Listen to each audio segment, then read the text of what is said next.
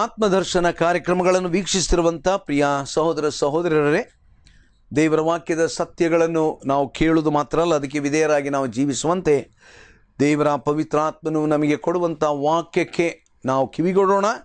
ಅದರ ಮೊದಲು ನಮ್ಮ ತಲೆಗಳನ್ನು ಬಾಗಿಸಿ ಪ್ರಾರ್ಥಿಸೋಣ. ಜೀವಸ್ವರೂಪನಾದ ಪರಲೋಕದ ತಂದೆಯಾದ ದೇವರೇ, ನೀ ನಮಗೆ ಕೊಟ್ಟ ವಾಕ್ಯಕ್ಕಾಗಿ ಸ್ತೋತ್ರ. ನಿನ್ನ ವಾಕ್ಯದ ಸತ್ಯದ ಹಿನ್ನೆಲೆಯಲ್ಲಿ ನಾವು ನೆಲೆಗೊಂಡು ನಿನ್ನನ್ನು ಪ್ರೀತಿ ಮಾಡಿ ನಿನಗಾಗಿ ಜೀವಿಸುವ ಕೃಪೆ ಮಾಡು. ಕರ್ತನ ವಾಕ್ಯ ಹೇಳುವ ಹಾಗೆ ಈ ಲೋಕದಲ್ಲಿ ಕೊಯ್ಯುವಂಥ ಕಾಲ ಬಂದಿದೆ. ಭೂಮಿಯ ಪೈರು ಮಾಗಿ ಒಣಗಿದೆ. ಹೌದು ದೇವರೇ, ಈ ಲೋಕವನ್ನು ನ್ಯಾಯವಾಗಿ ತೀರ್ಪು ಮಾಡತಕ್ಕಂಥ ದೇವರು ನೀನು, ಮತ್ತು ನಿನ್ನ ಕುಡುಗೋಲನ್ನು ಹಾಕಿ ಕೊಯ್ಯುವಂಥ ದಿನ ಹತ್ತಿರವಾಗಿರುವುದರಿಂದ ನಾವು ಎಚ್ಚರಿಕೆಯಿಂದ ಜೀವಿಸಲಿಕ್ಕೆ ಕೃಪೆ ಮಾಡು. ಈ ದಿವಸದ ವಾಕ್ಯ ಸಂದೇಶದ ಮೂಲಕವಾಗಿ ನೀ ನಮ್ಮ ಸಂಗಡ ಮಾತನಾಡು. ನಿನ್ನ ವಾಕ್ಯದ ಸತ್ಯಗಳಲ್ಲಿ ನೆಲೆಗೊಳ್ಳುವಂತೆ ಕೃಪೆ ಮಾಡು. ಯೇಸು ಕ್ರಿಸ್ತನ ದಿವ್ಯನಾಮದಲ್ಲಿ ನಮ್ಮ ಪ್ರಾರ್ಥನೆಯನ್ನು ಕೇಳಿದ್ದಕ್ಕಾಗಿ ಸ್ತೋತ್ರ ಉಂಟಾಗಲಿ ಕರ್ತನೆ. ಆಮೇನ್. ಪ್ರಕಟಣೆ ಗ್ರಂಥ 14ನೇ ಅಧ್ಯಾಯ 17ರಿಂದ 20ನೇ ವಚನದ ವಾಕ್ಯ ಭಾಗವನ್ನು ನಾವು ಈ ದಿವಸದಲ್ಲಿ ನಾವು ಧ್ಯಾನ ಮಾಡೋಣ. 14ನೇ ಅಧ್ಯಾಯ 17ನೇ ವಚನದಿಂದ 20ನೇ ವಚನದವರೆಗೆ ಬರೆಯಲ್ಪಟ್ಟಂಥ ವಾಕ್ಯ ಭಾಗ.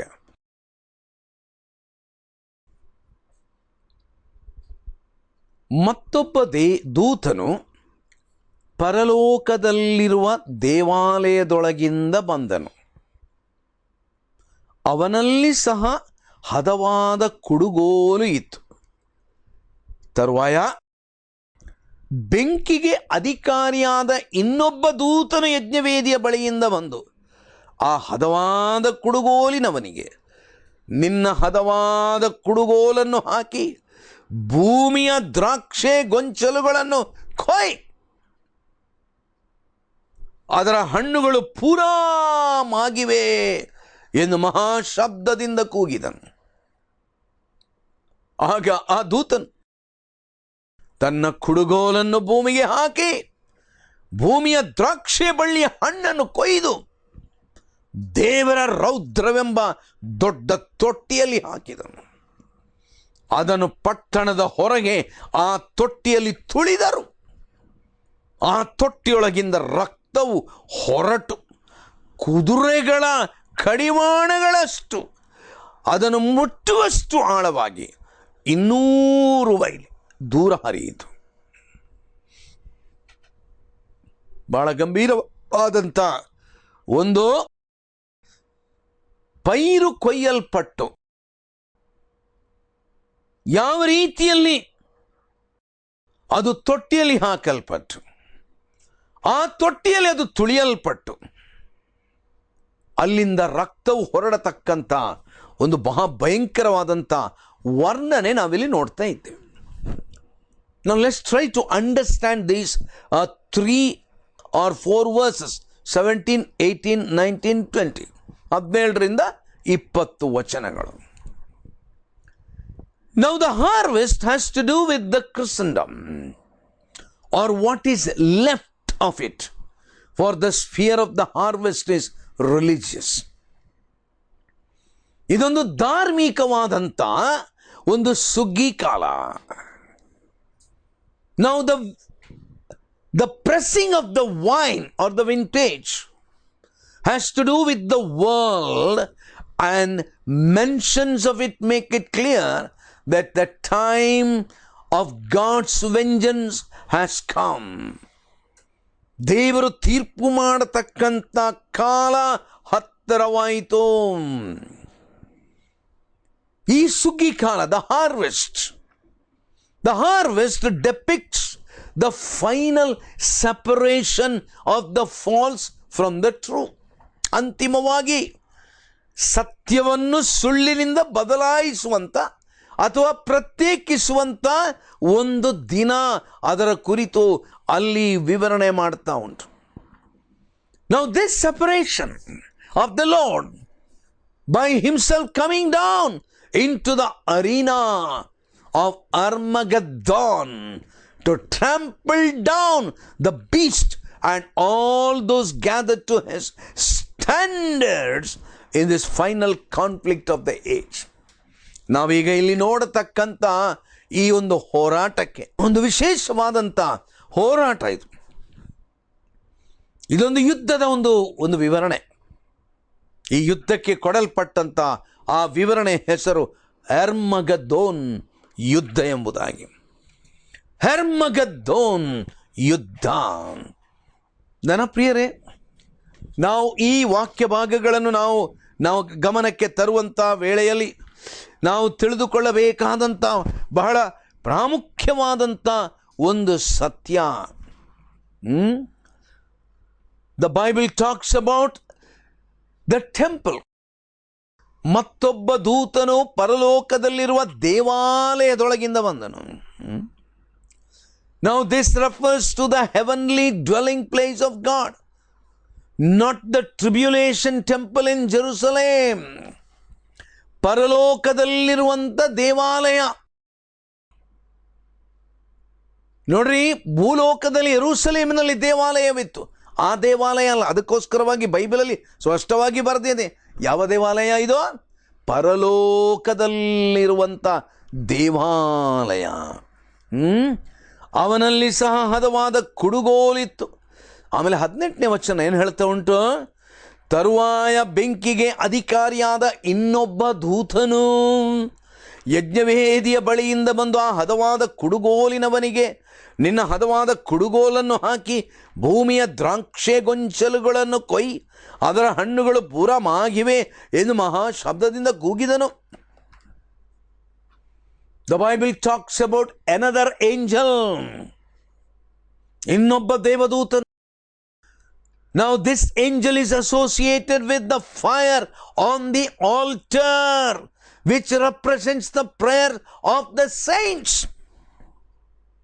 ನಾವು ಪ್ರಕಟಣೆ ಗ್ರಂಥ 6ನೇ ಅಧ್ಯಾಯ 19ನೇ 9ರಿಂದ 11 ವಚನ ಮತ್ತು 8ನೇ ಅಧ್ಯಾಯ 3ರಿಂದ 5ನೇ ವಚನವನ್ನು ನೋಡುವಾಗ ದೇವರ ಸನ್ನಿಧಾನಕ್ಕೆ ಏರಿ ಹೋದಂಥ ಆ ಪ್ರಾರ್ಥನೆ ದೇವರ ಸನ್ನಿಧಾನದಲ್ಲಿ ಧೂಪದೋಪಾದಿಯಲ್ಲಿ ಆ ಪರಲೋಕಕ್ಕೆ ಏರಿ ಹೋಯಿತು ಎಂಬುದಾಗಿ ನಾವು ನೋಡುತ್ತೇವೆ. Fire refers to the constantly burning fire on the brass altar of the Jerusalem temple.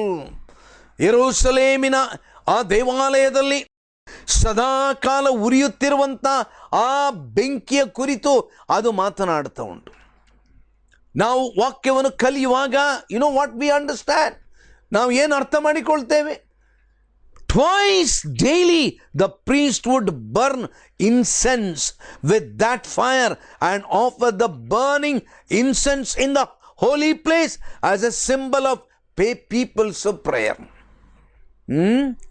ನನ್ನ ಪ್ರಿಯರೇ, ನಾವು ಈಗಾಗಲೇ ಇದರ ಕುರಿತಾದ ವಿವರಣೆಯನ್ನು ಪ್ರಕಟಣೆ ಗ್ರಂಥ 5ನೇ ಅಧ್ಯಾಯ ಮತ್ತು 6ನೇ ಅಧ್ಯಾಯದಲ್ಲಿ ನಾನು ನಿಮಗೆ ವಿವರಣೆ ಕೊಟ್ಟಿದ್ದೇನೆ. ದೇವಜನರ ಪ್ರಾರ್ಥನೆಯು ಅದು ಪರಲೋಕಕ್ಕೆ ಏರಿ ಹೋಗುವಂತದ್ದು.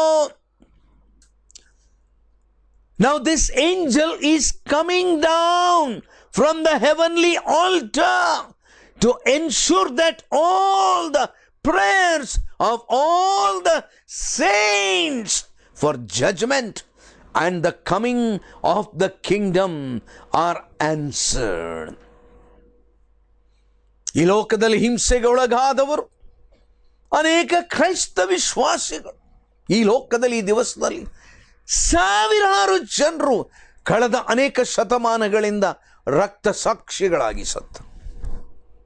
ನನ್ನ ಪ್ರಿಯರೇ, ಒಂದು ವೇಳೆ ಈ ಮಾತು ನಾನು ನಿಮಗೆ ಹೇಳುವಾಗ ನಿಮಗೆ ಇನ್ನೂ ಅರ್ಥ ಆಗಬೇಕಾದ್ರೆ ಈ ದಿವಸದಲ್ಲಿ ನಡೆಯುತ್ತಿರತಕ್ಕಂಥ ಆ ಸಂಭವಗಳನ್ನು ಸ್ವಲ್ಪ ನಿಮ್ಮ ಗಮನಕ್ಕೆ ತನ್ರಿ,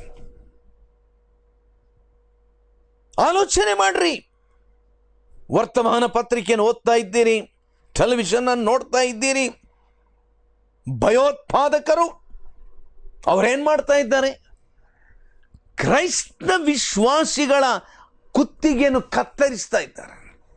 ನೀವು ಕಣ್ಣಾರೆ ನೋಡಿದ್ದೀರಿ. ನಿಮ್ಮಲ್ಲಿ ಅನೇಕ You have witnessed it in front of your eyes, and open the Google and open the your computer. You can see the horrible acts of the enemies. ದೇವರ ವಿರೋಧಿಗಳು, ಕ್ರೈಸ್ತರ ವಿರೋಧಿಗಳು ಕ್ರೈಸ್ತರ ರಕ್ತವನ್ನು ಹಿಂಡುತ್ತಾ ಇದ್ದಾರೆ. ನನ್ನ ಪ್ರಿಯರಿದು ವಾಸ್ತವವಾಗಿ ನಡೆದ ಸಂಗತಿ. ಹಿಟ್ಲರ್ನ ಕಾಲದಲ್ಲಿ, ಫ್ಯಾಸಿಸಂನ ಕಾಲದಲ್ಲಿ 6 ಲಕ್ಷ ಯಹೂದ್ಯರನ್ನು ಆತನು ಸದೆಬಡಿದನು. ಅವರ ರಕ್ತ ಸುರಿಸಲ್ಪಟ್ಟಿತು. ನಾವು ಅನೇಕ ಸಾರಿ ಆ ಫ್ಯಾಸಿಸಂನ ವಿಚಾರ ಏನೋ ಹಳತು ಅಂತ ನೆನೆಸ್ತೇವೆ. ನನ್ನ ಪ್ರಿಯರ ಹಳತಲ್ಲ, ಈಗಲೂ ಅದು ಉಂಟು. ಈಗಲೂ ಆ ಫ್ಯಾಸಿಸಂನ ಆ ರಕ್ತದ ಆ ಒಂದು ನೃತ್ಯ ಈಗಲೂ ನಮ್ಮ ದೇಶದಲ್ಲಿ ನರ್ತನ ಆಡ್ತಾ ಉಂಟು. ನನ್ನ ಪ್ರಿಯ ಸಹೋದರ ಸಹೋದರಿಯರೇ, ದೇವರ ವಾಕ್ಯ ಹೇಳ್ತದೆ, ಆದರೆ but when the church of God brings before God our tears, ನಮ್ಮ ಕಣ್ಣೀರನ್ನು, ನಮ್ಮ ಪ್ರಾರ್ಥನೆಯನ್ನು ದೇವರ ಸನ್ನಿಧಾನಕ್ಕೆ ತರುವಾಗ, ನಿನ್ನ ಮತ್ತು ನನ್ನ ಪ್ರಾರ್ಥನೆ ಅದು ದೇವರ ಸನ್ನಿಧಾನದಲ್ಲಿ ಶೇಖರವಾಗಿದೆ. God is gathering the prayers of God's people. ನನ್ನ ಪ್ರಿಯ ದೇವರ ಸಭೆಯೇ, ದೇವರ ಮಕ್ಕಳೇ, ನಿರಾಶರಾಗಬೇಡ್ರಿ. ನಮ್ಮ ಕತ್ತು ಕೊಯ್ಯಲ್ಪಡಬೇಕಾದರೂ ಕೂಡ let us be faithful to Jesus Christ. ಈ ಲೋಕದಲ್ಲಿ ನಮ್ಮ ರಕ್ತ ಸುರಿಸಲ್ಪಡಬೇಕಾದರೂ ಯಾವ ಅನ್ಯಾಯಕ್ಕೆ, ಯಾವ ರೀತಿಯ ಮೋಸಕ್ಕೆ, ವಂಚನೆಗೆ ನಾವು ಒಳಗಾಗದೆ ಅಥವಾ ಅದಕ್ಕೆ ಹೆದರದೆ, ನಮ್ಮ ಸ್ವಾಮಿಯ ನಿಮಿತ್ತವಾಗಿ ಯೇಸು ಕ್ರಿಸ್ತನು ಹೇಳಿದ್ದು, ನಿಮ್ಮ ದೇಹವನ್ನು ಕೊಂದು ಆತ್ಮವನ್ನು ಕೊಲ್ಲಲಾರದವರಿಗೆ ಭಯಪಡಬೇಡ್ರಿ. ನಿಮ್ಮ ದೇಹವನ್ನು ಕೊಂದು ಆತ್ಮವನ್ನು ಕೊಲ್ಲಲಾರದವರಿಗೆ ಭಯಪಡಬೇಡ್ರಿ. ಈ ದಿವಸದಲ್ಲಿ ತುಂಬ ಜನ ಇದ್ದಾರೆ ಇಂಥವ್ರು. ನಮ್ಮ ದೇಹವನ್ನು ಕೊಲ್ಬೋದ್ರಿ. ಸ್ವಾಮಿ, ನಿನ್ನ ಮತ್ತು ನನ್ನ ದೇಹ ಕೊಲ್ಲುವುದಕ್ಕೆ ಅದು ಏನು ದೊಡ್ಡ ವಿಚಿತ್ರ ಉಂಟು? ನಿನ್ನ ನನ್ನ ದೇಹ ಕೊಂದು ಹಾಕಲಿಕ್ಕೆ ಯಾವ ವೈರಿಗದೇನು ಕಷ್ಟ ಇಲ್ಲ, ಬಹಳ ಸುಲಭ. ನಮ್ಮನ್ನು ಕೊಲ್ಲುವುದಂದ್ರೆ ಏನು ಅದೊಂದು ಭಾರಿ ಕಷ್ಟವ. ದುಡ್ಡಿದ್ರೆ ಇವತ್ತು ಕೊಂದದ್ದು ಕೂಡ ಕೊಲ್ಲಿಲ್ಲ ಅಂತ ಹೇಳ್ತಾರೆ. ಬೇಕಾದ್ರೆ ದುಡ್ಡೊಂದಿರ್ಬೇಕು. ದುಡ್ಡುಂಟಾ, ಕೊಂದವರು ಕೊಲ್ಲೇ ಇಲ್ಲ ಅಂತೇಳಿ ಸಾಕ್ಷಾತ್ತಾಗಿ ಅದಕ್ಕೆ ವಿಟ್ನೆಸಸ್ ಅಂತ ತಂದು ಕೊಡ್ತಾರೆ. ಬೇಕಾದ್ರೆ ಅಂಥ ಕ್ರೌರ್ಯವುಳ್ಳಂಥ ಲೋಕದಲ್ಲಿ ನಾವು ಜೀವಿಸ್ತಾ ಇದ್ದೇವೆ. ನನ್ನ ಪ್ರಿಯ ಸಹೋದರ, ಪ್ರಿಯ ಸಹೋದರಿ, but do you know, God has not forgotten the prayers of God's people. ದೇವ ಜನರ ಪ್ರಾರ್ಥನೆಯನ್ನು ಆತನು ತಿರಸ್ಕಾರ ಮಾಡಿಲ್ಲ. God has not forgotten. Now here we see this angel coming from the heavenly altar to ensure that all the prayers of all the saints for judgment and the coming of the kingdom are answered.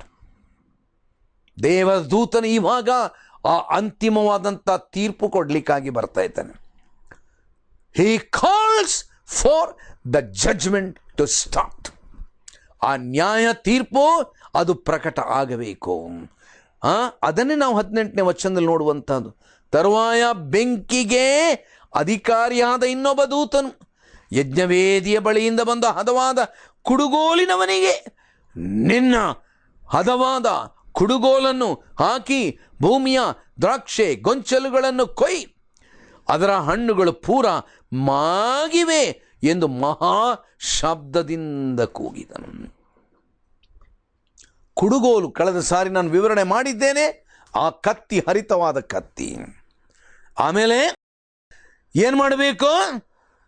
ಕುಡುಗೋಲನ್ನು ಹಾಕಿ ಭೂಮಿಯ ದ್ರಾಕ್ಷೆ ಬಳಿಯ ಹಣ್ಣನ್ನು ಕೊಯ್ದು ದೇವರ ರೌದ್ರವೆಂಬ ದೊಡ್ಡ ತೊಟ್ಟಿಯಲ್ಲಿ ಹಾಕಿದ. The wine press. See, this vivid imagery signifies a terrible slaughter or bloodbath. ಮುಂದಿನ ದಿವಸಗಳಲ್ಲಿ ಆಗಬೇಕಾದಂಥ ರಕ್ತ ಪ್ರಪಾತದ ಕುರಿತು ವಿವರಣೆ ಮಾಡ್ತಾ ಉಂಟು. ಯೆಶಾಯನ ಪ್ರವಾದನೆ ಗ್ರಂಥಕ್ಕೆ ನಾವು ಹೋಗುವಾಗ ಯೆಶಾಯನ ಪ್ರವಾದನ ಗ್ರಂಥ 63ನೇ ಅಧ್ಯಾಯದಲ್ಲಿ ದೇವರ ದಾಸನು ದೇವರ ಪ್ರವಾದಿಯೂ ಆದಂಥ ಯೆಶಾಯನು ಇದರ ಕುರಿತಾದಂಥ ಪ್ರವಾದನೆಯನ್ನು ಮಾಡಿರುವುದನ್ನು ನಾವು 63ನೇ ಅಧ್ಯಾಯದಲ್ಲಿ ನಾವು ನೋಡ್ತೇವೆ. ಏನು ಹೇಳ್ತಾ ಇದ್ದಾನೆ ಪ್ರವಾದಿಯಾದಂಥ ಯೆಶಾಯನು? ನೋಡೋಣ ಅದನ್ನು. 63ನೇ ಅಧ್ಯಾಯ 2 ಮತ್ತು 3ನೇ ವಚನ. ನಿನ್ನ ಉಡುಪು ಏಕೆ ಕೆಂಪಾಗಿದೆ? ನಿನ್ನ ವಸ್ತ್ರಗಳು ದ್ರಾಕ್ಷಿಯನ್ನು ತುಳಿಯುವವನ ಬಟ್ಟೆ ಆಗಿರುವುದೇಕೆ? ನಾನೊಬ್ಬನಾಗಿಯೇ ದ್ರಾಕ್ಷಿಯನ್ನು ತೊಟ್ಟಿಯಲ್ಲಿ ತುಳಿದಿದ್ದೇನೆ, ಜನಾಂಗದವರಲ್ಲಿ ಯಾರು ನನ್ನೊಂದಿಗಿರಲಿಲ್ಲ.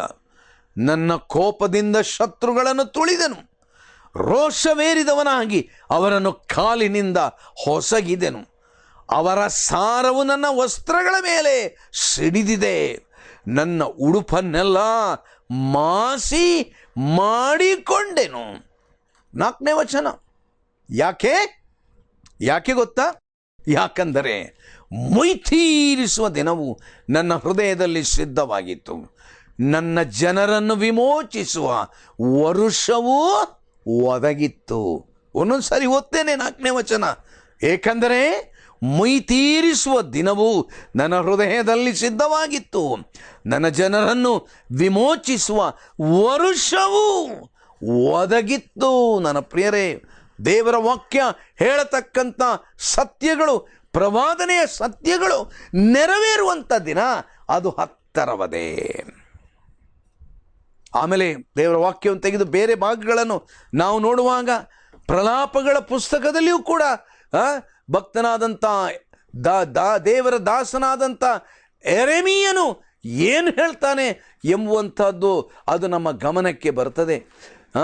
ಯೆರೆಮೀಯನ ಪ್ರಲಾಪಗಳ ಗ್ರಂಥವನ್ನು ತೆಗೆದು ನಾವು ನೋಡುವಾಗ 1ನೇ ಅಧ್ಯಾಯ ಅಲ್ಲಿ 15ನೇ ವಚನದಲ್ಲಿ ನಾವು ಹೀಗೆ ನಾವು ನೋಡ್ತಾ ಇದ್ದೇವೆ. ಕರ್ತನು ನನ್ನ ಶೂರನನ್ನೆಲ್ಲ ನನ್ನ ಕಣ್ಣೆದುರಿಗೆ ತೃಣೀಕರಿಸಿದ್ದಾನೆ, ನನ್ನ ಯುವಕರನ್ನು ಭಂಗಪಡಿಸಬೇಕೆಂದು ನನ್ನ ಕೇಡಿಗಾಗಿ ಮಹೋತ್ಸವವನ್ನು ಏರ್ಪಡಿಸಿದ್ದಾನೆ. ಕರ್ತನು ಯಹೂದವೆಂಬ ಯುವತಿಯನ್ನು ತೊಟ್ಟಿಯಲ್ಲಿನ ದ್ರಾಕ್ಷೆಯ ಹಾಗೆ ತುಳಿದಿದ್ದಾನೆ. Look at the prophetical utterance which has come hundreds and hundreds of years early. 100,000 ವರ್ಷಕ್ಕಿಂತಲೂ ಹಳೆಯದಾಗಿ ಬರೆಯಲ್ಪಟ್ಟಂಥ ವಾಕ್ಯದ ಪ್ರವಾದನೆಗಳು.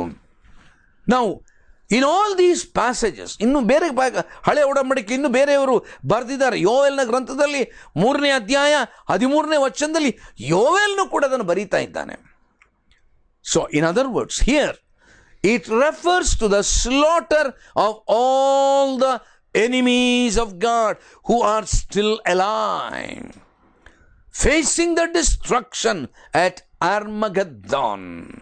ಹೆರ್ಮಗೆದ್ದೋನ್ ಎಂಬಂಥ ಸ್ಥಳದಲ್ಲಿ ನಡೆಯುವಂಥ ಆ ಅಂತಿಮವಾದಂಥ ರಕ್ತ ಪ್ರಪಾತದ ಒಂದು ವರ್ಣನೆ ಇದು. It is the final battle against God's enemies, stage on the plain of Esdraelon ಎಂಬಂಥ ಸ್ಥಳದಲ್ಲಿ ನಡೆಯತಕ್ಕಂಥ ಒಂದು ಘಟನೆ ಇದಾಗಿದೆ. The bloody imagery that comes from the fresh juice of the grapes splattering and running down a trough from the upper place to the lower place in the stone wine press. ನನ್ನ ಪ್ರಿಯರ, ಅಂದರೆ ಆ ದ್ರಾಕ್ಷೆ ತೊಟ್ಟಿಯಲ್ಲಿ ತುಳಿಲಿಕ್ಕೆ ಅವರು ಹೋಗುವಾಗ ಯಾವ ರೀತಿಯಲ್ಲಿ ಆ ದ್ರಾಕ್ಷೆ ಅವರ ಕಾಲಿನ ತುಳಿತಕ್ಕೆ ಒಳಗಾಗಿ ಆ ದ್ರಾಕ್ಷೆಯ ರಸ ಅವರ ಮೈ ಮೇಲೆಲ್ಲ ಹಾರ್ತದಂತೆ. In the same way, the Bible says the blood will be splattered. ಅವರ ಆ ಭಯಂಕರವಾದಂಥ ಆ ರಕ್ತವು ಹೊರಟು ಬರುತ್ತದೆ. ದೇವರ ವಾಕ್ಯ ಹೇಳುವಂಥದ್ದು ಆಲೋಚನೆ ಮಾಡಿರಿ. 20ನೇ ವಚನದಲ್ಲಿ ನಾವು ಅದನ್ನೇ ನೋಡಿದ್ದು. 19 ಮತ್ತು 20ನೇ ವಚನ ಓದ್ತೇನೆ ಈಗ. ಆಗ ದೂತನು ತನ್ನ ದ್ರಾಕ್ಷೆ ಬಳ್ಳಿಯ ಹಣ್ಣನ್ನು ಕೊಯ್ದು ದೇವರ ರೌದ್ರವೆಂಬ ದೊಡ್ಡ ತೊಟ್ಟಿಯಲ್ಲಿ ಹಾಕಿದನು, ಅದನ್ನು ಪಟ್ಟಣದ ಹೊರಗೆ ಆ ತೊಟ್ಟಿಯಲ್ಲಿ ತುಳಿದರು. ಆ ತೊಟ್ಟಿಯೊಳಗಿಂದ ರಕ್ತವು ಹೊರಟು ಕುದುರೆಗಳ ಕಡಿವಾಣಗಳನ್ನು ಮುಟ್ಟುವಷ್ಟು ಆಳವಾಗಿ ಎಷ್ಟು ದೂರ ಹರಿಯಿತಂತೆ? 200 ಮೈಲಿಯಷ್ಟು ಹರಿಯಿತು.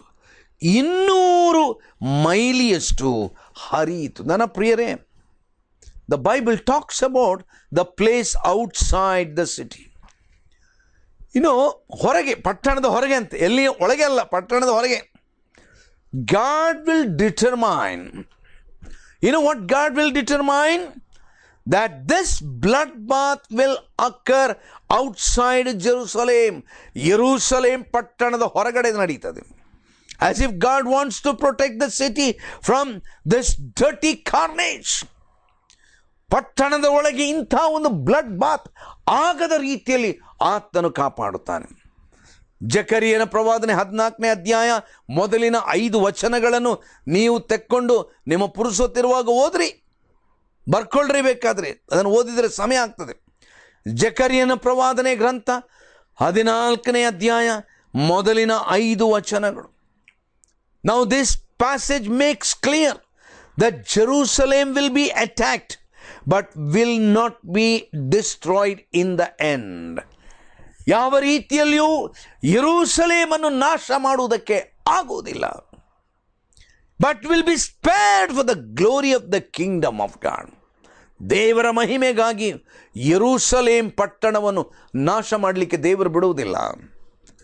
And the city, it will be saved. The Lord will defend them and the city against the nations. ಅನೇಕ ರಾಜ್ಯಗಳು, ಅನೇಕ ಸರ್ಕಾರಗಳು ಯೆರೂಸಲೇಮಿನ ವಿರುದ್ಧವಾಗಿ ಬರ್ತದೆ, ಇಸ್ರಾಯೇಲ್ಯರ ವಿರುದ್ಧವಾಗಿ ಬರ್ತದೆ. ಆದರೆ ದೇವರು ಅವರ ಜೊತೆಯಲ್ಲಿದ್ದು ಹೋರಾಟ ಮಾಡುವನು. They will escape through a newly created valley as the Lord finishes judgment and sets up his kingdom. ಅವರು ತಪ್ಪಿಸಿಕೊಳ್ಳುವರು. And the Bible talks about it. ಏನಂತ ಹೇಳ್ತಾ ಉಂಟು?